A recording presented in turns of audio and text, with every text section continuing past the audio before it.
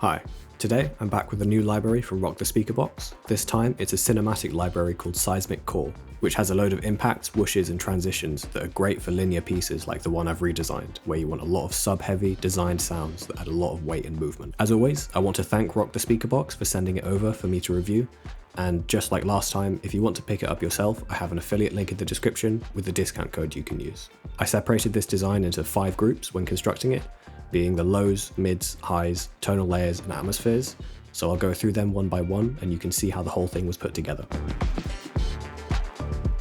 First off is these glitchy, crackly high-end layers. I'm achieving these with a few different techniques. The first one is using Serum 2's granular sampler to make little impacts by making a volume envelope and randomly modulating loads of parameters like scan speed, grain length, and the mix on this flanger, so that I could keep generating source that will always sound different, using a compressor to flatten the grains out a bit and a delay to give it more of a tail, as well as some transient shaping after Serum.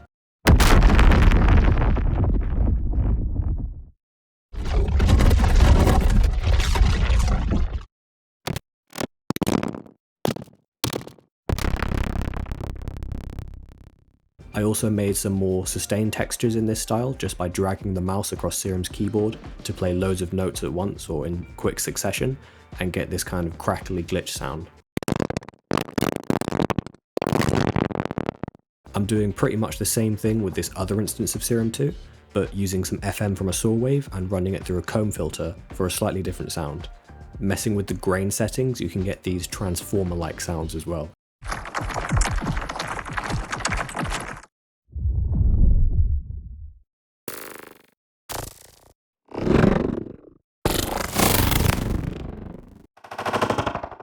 Lastly, I have a few pieces that I cut out from this scanner source. I use scanner more in the mid section, so I'm going to talk about that in depth later on.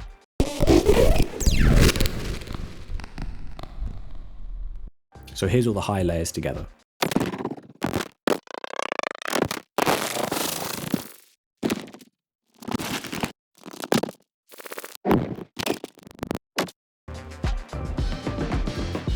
The tonal elements all come from these 2 phase plant patches.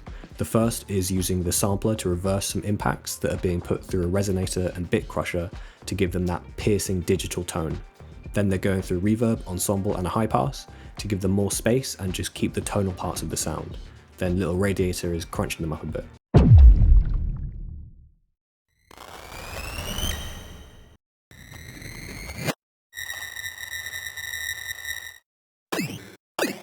The other patch is a similar idea with a resonator to add tonality to some whooshes, but then I'm kind of destroying it with distortion and slamming it really hard into a limiter to get these really intense synthetic sounding screams. Using the granular sampler here instead of the normal one gives it a more kind of unstable dynamic shape as well.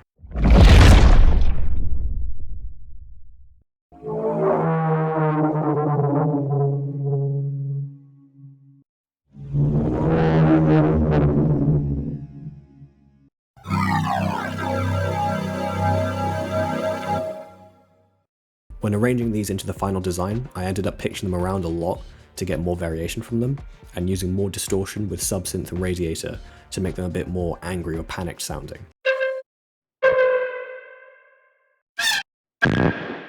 Then some pitch automation and reverb are allowing them to take up more space in the background behind the main glitchy elements. Here's how they all sound together.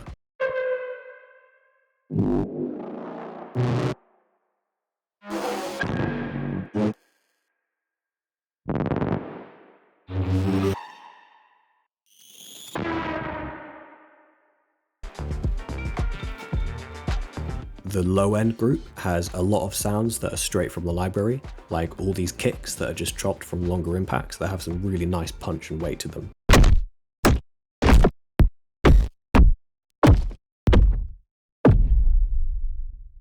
There's also some more washy low end textures from the library that I'm using as risers to give kind of a rumbly feel to some sections that offsets the more clean sub basses I'm using. These layers are from a chain where I was experimenting with adding more tonality to some of the sub sounds, then denoising them. So I have a snap heap patch with some ring mod and comb filtering that's being modulated by the incoming volume, which is then going into M ratio to kind of smooth it out before Filter Freak and Decapitator give it more movement. The best results came when I stacked a load of files on top of each other in interesting cadences before putting them through the chain, so that Snap Heap and Filter Freak could move around as much as possible. These might be my favorite layers, they really sound like they're coming from inside your head.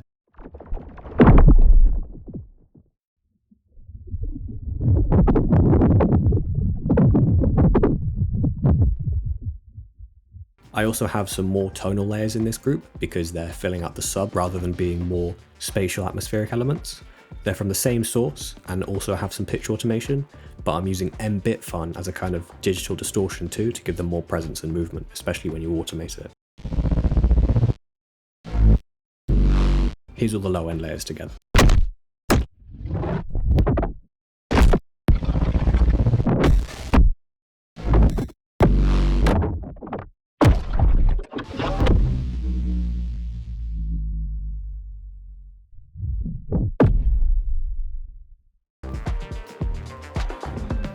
The mids are also using a lot of sound straight from the library as well, to add some noise to the lower impacts or as risers, like these rock whooshes. One of the ways I made the glitchy, almost static-y build-up near the end is just by running some of the textures from the library through loads of different trash presets, with codec before to give them all a similar digital sound before getting crushed.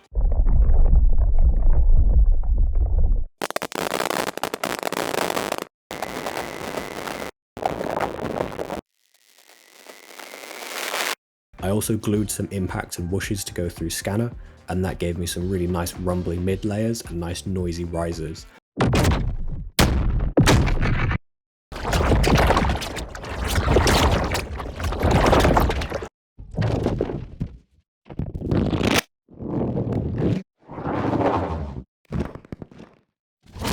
I also made one of the scanner bounces into this subtle clicky layer in the big impact by using RxD click and outputting clicks only.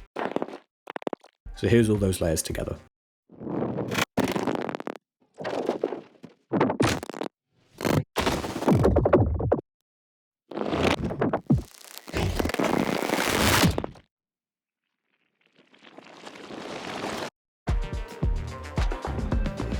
For the background atmospheres, I'm putting them all through a chain which has a lot of reverb, some chorus, kilohertz stereo to take out some of the center image, and Little Alter Boy pitched down an octave, but only mixed in about 60%, so that the sounds are a bit lower in the frequency focus and don't get in the way of all the close glitchy stuff in the highs and high mids. They're also being sidechained to the kick track from the low end group.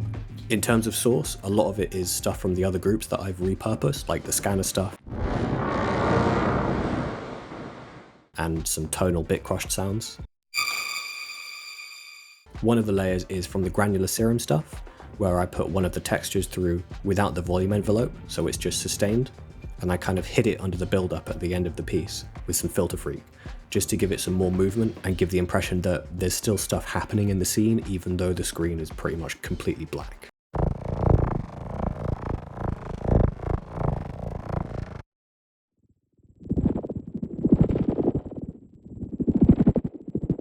I also experimented with this resynthesis plugin that's free called Zyklop to get some more digital sustained textures.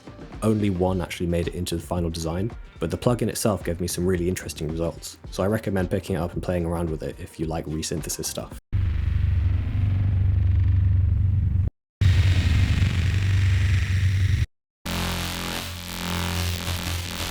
So here's all the atmospheres together.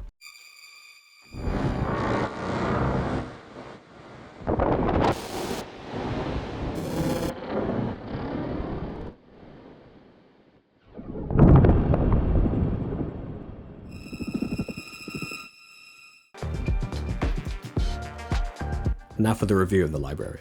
I think it works really well in the context it's designed for, and it was clear how much more dynamic my design was once I started adding the raw sounds from the library. The sub-group of files, especially, have so much character, despite being mainly focused in the low end, which gives you a lot to choose from and makes it really easy to add variation across the low end in your project.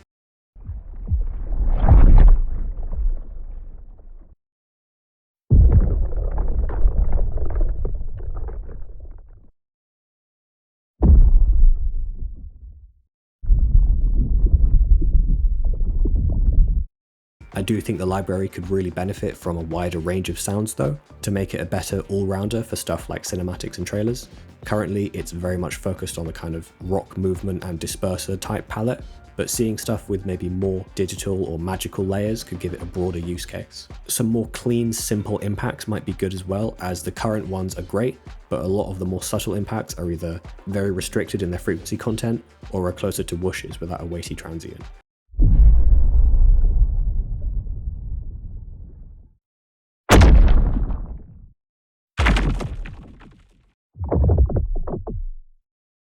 That being said, this library is designed to be layered and combined with other saws to create a more specific sound that fits your project.